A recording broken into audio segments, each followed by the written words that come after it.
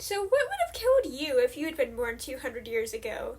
For me, it would have been appendicitis when I was 17, and I will get more into that later. But for now, let's talk about one of the men who made my ongoing survival and yours possible, Louis Pasteur.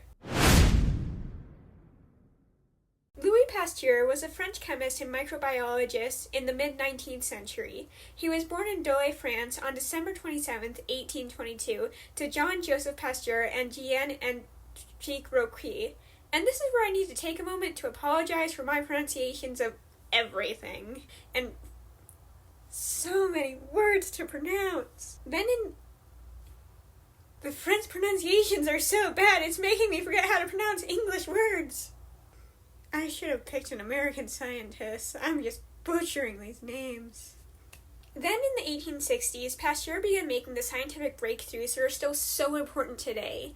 In 1861, he published his paper on germ theory, and in 1862, he invented the techniques that bear his name today, pasteurization.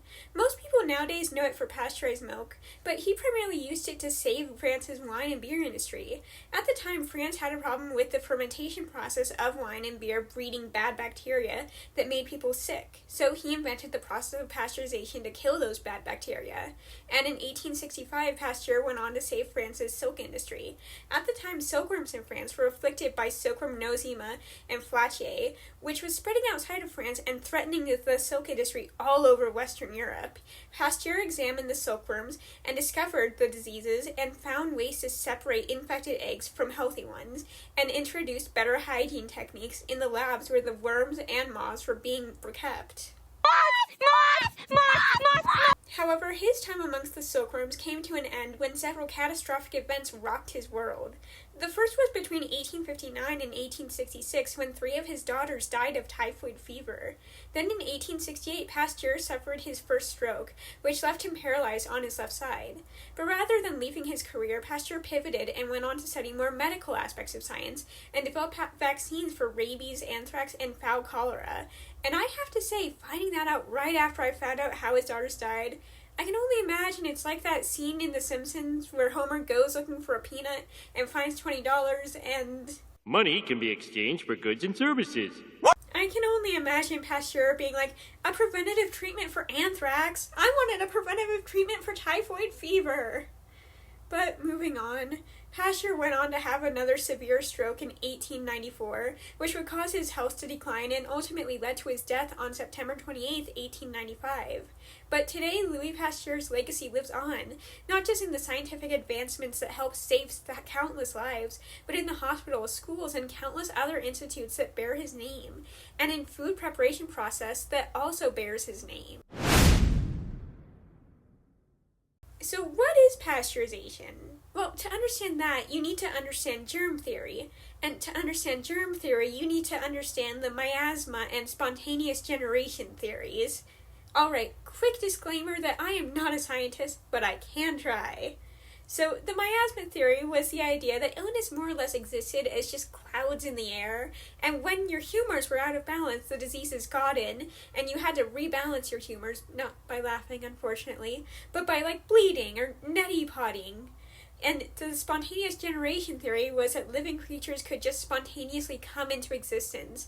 Like, if you saw flies on putrid meat, the meat had caused them to suddenly exist.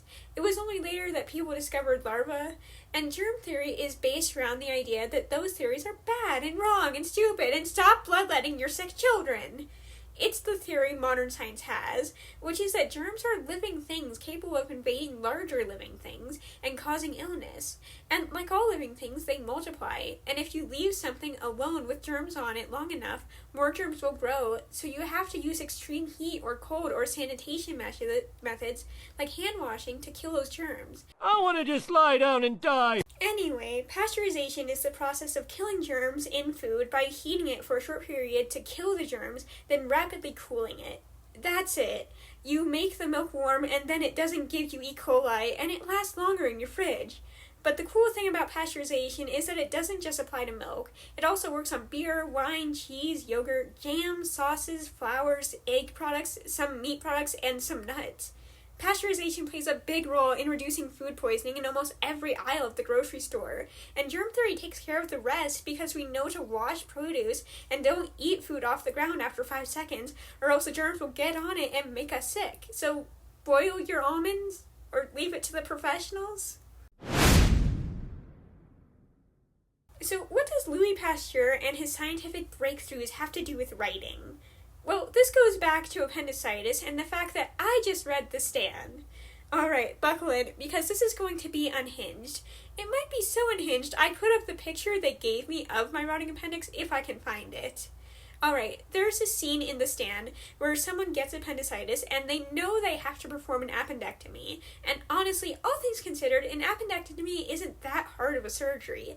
You cut a person open, find the large intestine, it's the big sort of frilly looking one, then you find the liver, that's the glove-shaped one, and the appendix should be at the end of the large intestine right below the liver. If you can't find the liver, just follow the large intestine. If your hand comes out their rear end, go back the other direction until you find the other end. Then you snip it off and cauterize it, because cauterization is easier than stitches and fire kills germs. In The Stand, the dude dies from blood loss, but if he'd survived, infection would have got him. Seriously, the entire time I was reading the book, I was so scared of infection. And not Captain Trips, but dirty drinking water, little cuts, the common cold. In a post-apocalyptic world, those will all be back with a vengeance. And that is delicious writing material, both as a tool to kill off characters and as a way to breed drama, because the fear of infection and the strain of actual infection are great drama. This is so dramatic. Alright, I'm putting the hinges back on.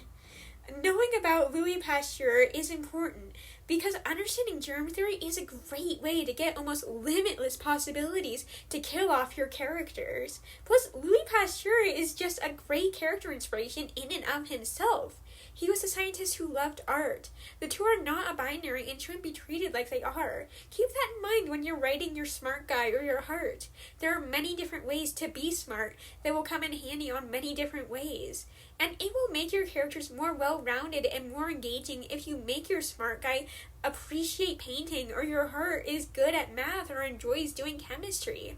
So remember Louis Pasteur, and most importantly, don't forget to wash your hands.